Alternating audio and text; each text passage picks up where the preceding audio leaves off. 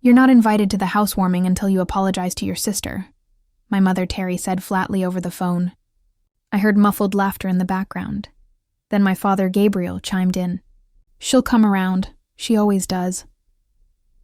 What they didn't know was that I had been the one secretly paying Maddie's mortgage for the past year. And when I finally said enough, the housewarming party turned into something much colder than they ever imagined. If you've ever been treated like the family embarrassment while quietly holding everything together, smash that like button. Subscribe if you believe respect comes before entitlement, because this is the story of how my family learned that houses built on lies and exploitation don't stay warm for long.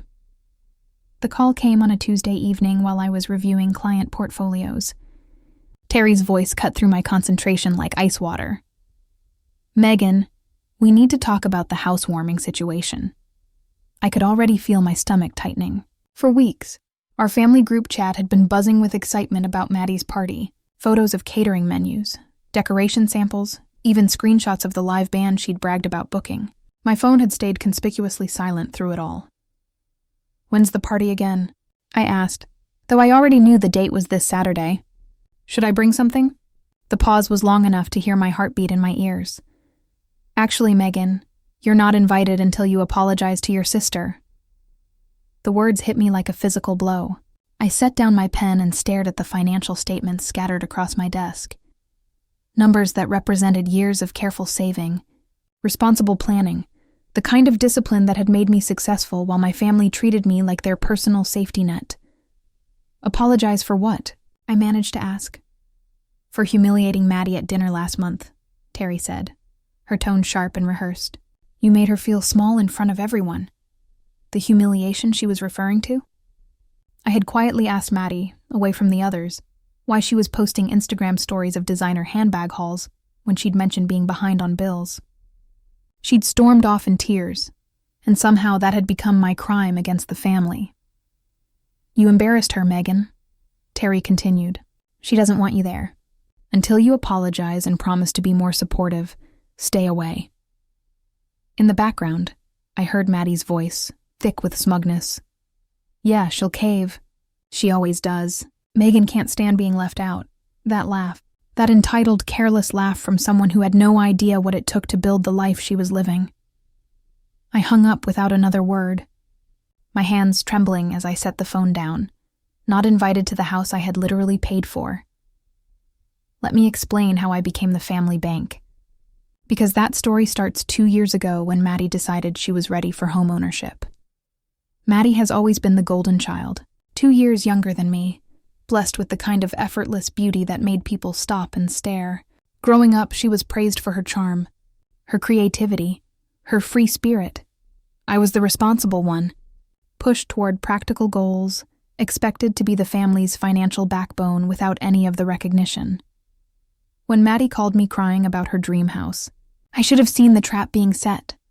"Megan, please," she sobbed over the phone. "This house is everything I've ever wanted.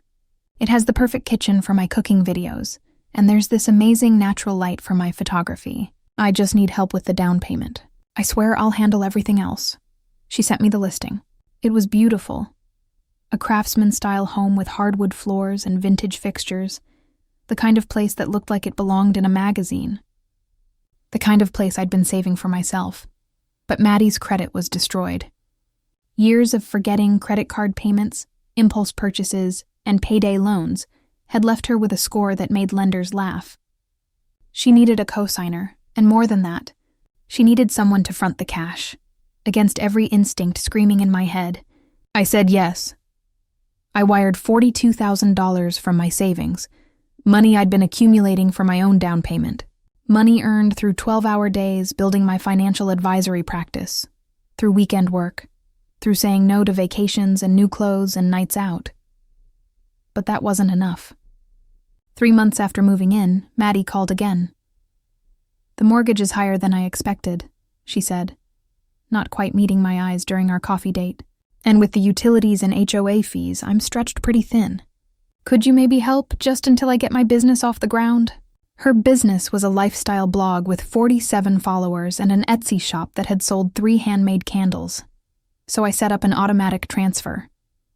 $2,400 every month, straight from my account to hers. Another $600 for the HOA fees. When her electricity got shut off because she forgot to pay the bill, I quietly covered utilities too, for an entire year. I funded Maddie's dream life while she posted about manifesting abundance and following your passion.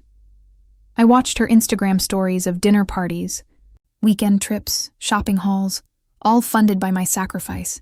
And through it all, I told myself it was temporary, that she'd appreciate it. That family was supposed to help the family. But gratitude never came. Recognition never came. Instead, I got lectures about being too focused on money and not supportive enough of Maddie's creative journey. The breaking point came at that family dinner Terry mentioned. We were all sitting around Gabriel and Terry's dining table when Maddie started showing off her newest purchase, a $800 purse she'd bought because it was an investment piece. I pulled her aside afterward, speaking quietly so the others wouldn't hear. Maddie, didn't you say you were struggling with the mortgage? Maybe expensive accessories aren't the best idea right now. Her face twisted with rage. God, Megan, you're so judgmental.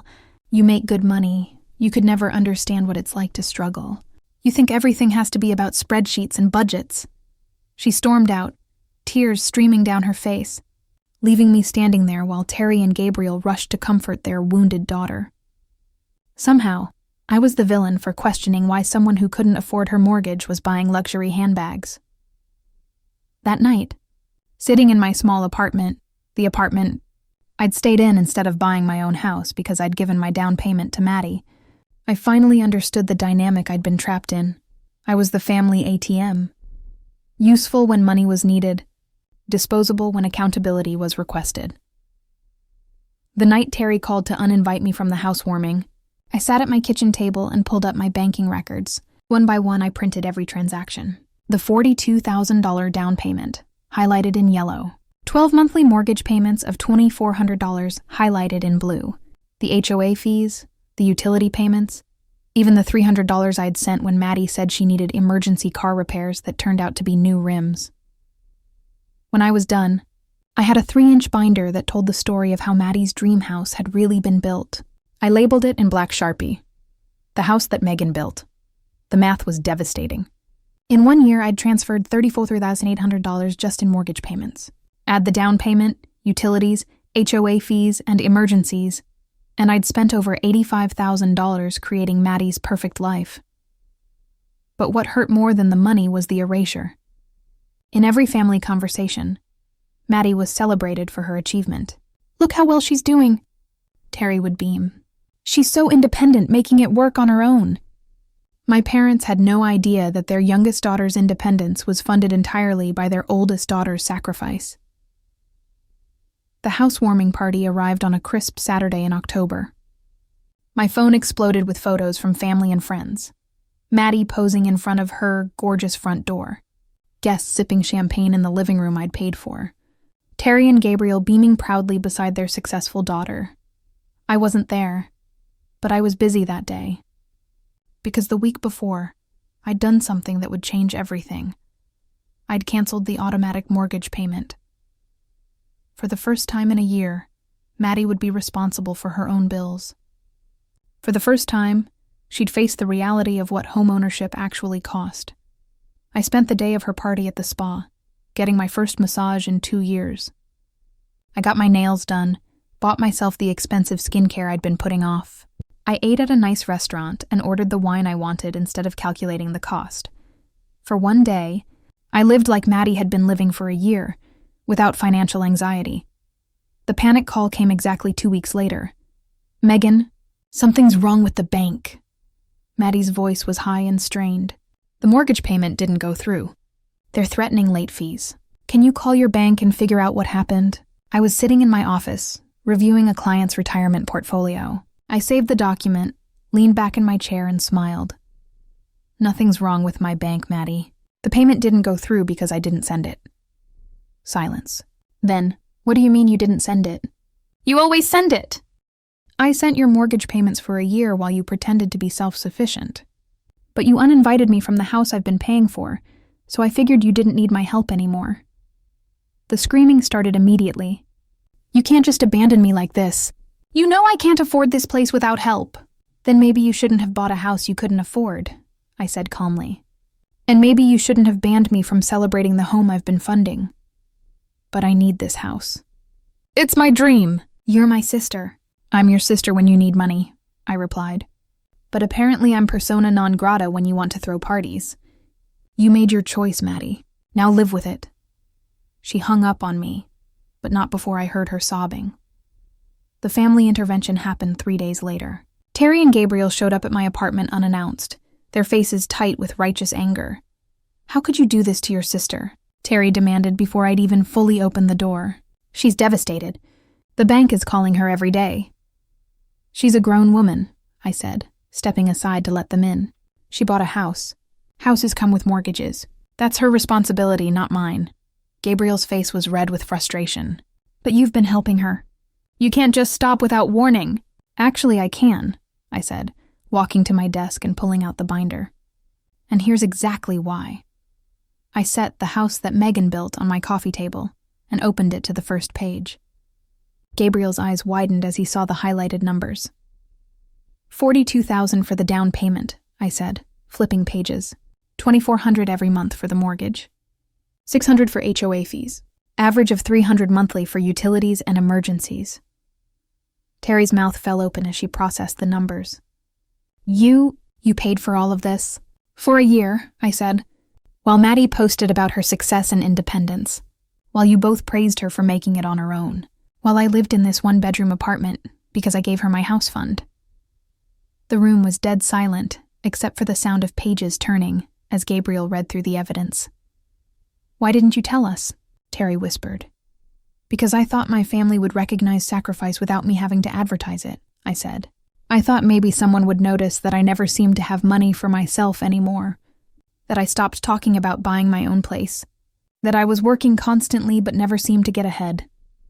Gabriel looked up from the binder, his face pale. Megan, we had no idea. That's exactly the problem, I said. You had no idea because you never asked. You just assumed Maddie was succeeding on her own merit while I was, what, choosing to live small, choosing to have nothing? Terry started crying, not the dramatic tears she shed for Maddie's problems, but quiet, ashamed tears. We're so sorry. We should have known. We should have paid attention. You should have, I agreed. But more than that, you should have respected me enough not to ban me from a house I built. You should have asked Maddie how she was really affording her lifestyle before you celebrated her independence. The silence stretched between us, heavy with years of unexamined assumptions. What do you want us to do? Gabriel finally asked. Nothing, I said. This isn't about you anymore. This is about me finally setting boundaries. I'm done being the invisible foundation that holds up everyone else's dreams. 2 weeks later, Maddie's perfect life started crumbling in real time. The late fees piled up when she couldn't make the full mortgage payment. Her Instagram posts shifted from celebration to subtle panic, selling some of her designer items, posting about downsizing and simplifying. The bank called her daily. When she tried to refinance, they laughed at her debt-to-income ratio. She looked into selling, but the market had shifted, and she owed more than the house was worth. Meanwhile, I breathed freely for the first time in years. I redecorated my apartment, bought myself new furniture, booked a weekend trip to Portland I'd been putting off for 2 years. I started saving again, this time for my own future. Terry called every few days, trying different tactics. First, guilt. She's your sister, Megan. Family helps family. Then desperation. She might lose the house. Finally, bargaining. What if she apologizes? What if we all apologize? But I'd learned something important during my year of financial slavery. Apologies don't fix exploitation. Boundaries do. The calls from Maddie stopped after that first conversation. According to Jean, our aunt who still spoke to everyone, Maddie was furious that I'd ruined her life and destroyed her dreams. She told people I was jealous, vindictive, that I'd always resented her success. The irony was perfect. She was calling me jealous of a success I'd literally purchased for her. 3 months after I stopped paying her bills, Maddie moved back in with Terry and Gabriel. She lost the house, my house, to foreclosure. The Instagram post stopped. The lifestyle blog died. The Etsy shop closed. She got a job at a marketing firm, her first real job in 3 years. According to Jean, she was angry all the time, bitter about having to work like normal people. I felt no satisfaction in her downfall, but I felt immense relief in my freedom. For the first time since college, I was living for myself instead of funding someone else's dreams. 6 months later, I bought my own house. Not as grand as the one I'd bought for Maddie, but perfect for me. A small craftsman bungalow with a garden and a reading nook. I paid cash, money I'd saved in the month since cutting off my family's financial pipeline. The housewarming party I threw was small but genuine. Real friends who knew my story, colleagues who respected my work, my Aunt Jean who'd watched the family dynamics with growing concern for years. We ate good food, drank good wine, and celebrated something that was actually mine. Terry and Gabriel weren't invited. Neither was Maddie. For the first time in my adult life, I was celebrating in a space built on my own merit, funded by my own sacrifice, owned entirely by me. Terry still calls sometimes, usually around holidays. The conversations are different now, careful, respectful, tinged with the awareness that they can't take my compliance for granted anymore. "We miss you," she said during our last conversation. "You miss my money," I replied. "There's a difference." She couldn't argue with that. Maddie and I haven't spoken in over a year. Jean tells me she's doing better. She kept the marketing job, moved into her own apartment, seems to be learning what actual independence looks like. Part of me hopes she's learned something from losing everything I'd given her. But that's not my responsibility anymore, because I finally understand the difference between family and business. Family doesn't exploit your generosity and then exclude you from the celebration. Family doesn't take credit for your sacrifice while treating you like an embarrassment. Sometimes the warmest home you can have is the one built on self-respect instead of other people's entitlement. Looking back, I realize I'd been living my entire adult life in service to other people's dreams. I thought that made me generous, but really it made me invisible. I was the foundation everyone built on, but nobody acknowledged. The hardest part wasn't losing the money. It was losing the illusion that my sacrifice was valued. But that loss led to the most important discovery of my life. Boundaries aren't walls that keep love out. They're the foundation that makes genuine love possible. My house might be smaller than the one I bought for Maddie, but it's built on something stronger than mortgage payments. It's built on self-respect, on the understanding that I deserve to be treated as more than a funding source with feelings. If this story resonated with you, hit that like button and subscribe for more stories about setting boundaries and choosing self-respect over family dysfunction. Have you ever been excluded by the very people you sacrificed for? Share your story in the comments. Sometimes the best revenge isn't destruction. It's building a life so good that the people who took you for granted become irrelevant to your happiness.